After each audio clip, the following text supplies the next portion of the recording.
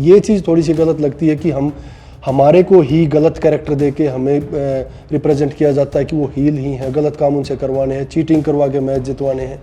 वो चीज़ गलत लगती है, हमें हील ही क्यों बनाया जाता है। वहाँ की पब्लिक मुझे बहुत प्यार करती है, वहाँ सब ने मुझे सपोर्ट बहुत किया है। हाँ जी, बस यही है कि जैसा बता दे रहे हैं, रेसलिंग में बहुत ज़्यादा रिस्की खेल है ये, बहुत ही ज़्यादा। जैसा मैंने बताया कि लोगों का एंटरटेन करने के लिए बहुत ज़्यादा रिस्क लेते हैं रेसलर्स।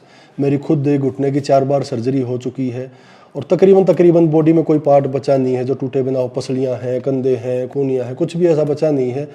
तो चोटों का तो मतलब जैसे हम बोलते हैं वहाँ डेली का काम है। हर कोई दिन ऐसा जाता होगा कि जिस दिन, या कोई मैच ऐसा जाता होगा जिसमें चोट ना लगती हो। ये सारी चीज़ें, इसके साथ ही अगर हम बात करें, आपने कहा कि हम ऐसा मंच तैयार करेंगे, भारत में रेसलिंग को ऐसे इतना ऊपर ले जाएंगे कि यूएसए वाले जो हैं वो भारत आएंगे। तो क्या आप इंडियन थे, अमेरिका गए वहाँ पर, तो क्या आपके लिए सब कुछ आसान था? बिल्कुल आपको उसी तरीके से ट्रीट किया जाता था जैसे अमेरिकन जो होते हैं, या फिर कुछ इंडियन के साथ भेदभाव होता है, या जब बाहर से आने वालों के साथ कुछ अलग उनको ट्रीट किया जाता है? इसके बारे में जानना चाहेंगे।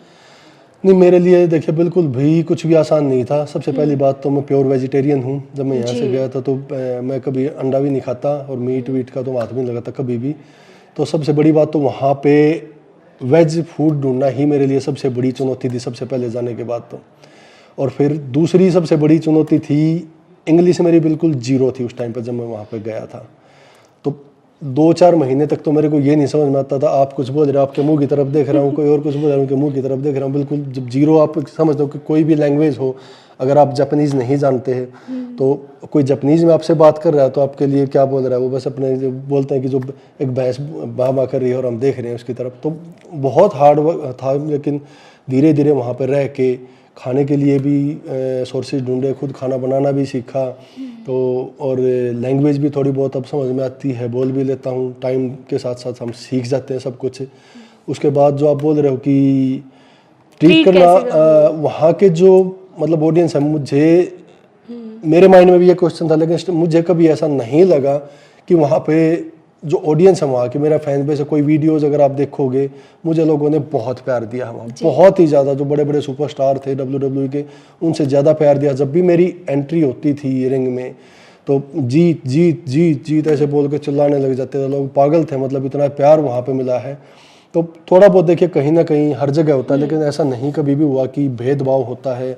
या WWE में ज़रूर मुझे ये लगा कि, और वो मैं नहीं मानता कि वो गलत है या कुछ, वो अपना बिजनेस है, कोई भी अपना बिजनेस करेगा तो वो अपने बिजनेस को आगे बढ़ाने के हिसाब से करता है। लेकिन ये चीज़ थोड़ी सी गलत लगती है कि हमारे को ही गलत कैरेक्टर दे के हमें रिप्रेजेंट किया जाता है कि वो हील ही हैं, गलत काम उनसे करवाने हैं, चीटिंग करवा के मैच जितवाने हैं।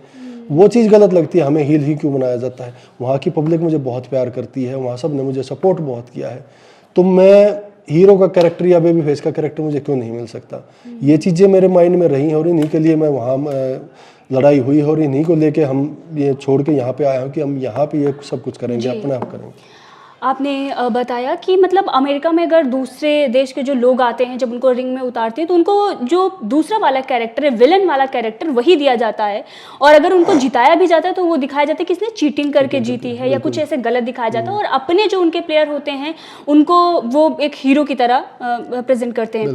तो ये चीज़ें जो हैं वहाँ पर आपको फेस करनी पड़ी। ये खाने को लेकर जब आपने बात कही तो मुझे एक वाकया, मैंने आपके बारे में जब पढ़ा तो मुझे पता चला, खाना बनाना आपने कैसे सीखा?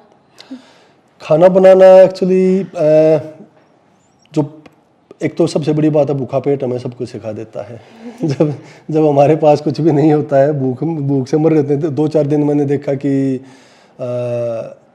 केले हैं, दूध है, मैं दूध बहुत ज़्यादा पीता था तो वो उससे काम चला लिया। लेकिन बिना रोटी सब्जी के काम ज़्यादा नहीं चल सकता। तो मेरी वाइफ कनाडा में थी उस टाइम पे, वो वहाँ पे आई तो उनको ये लगा कि अब ये चले जाएंगे यहाँ से। हाँ, तो उन्होंने थोड़ा सा उन्होंने सिखाया कुछ, फिर धीरे धीरे टाइम के साथ अपने आप आ गया सीखना।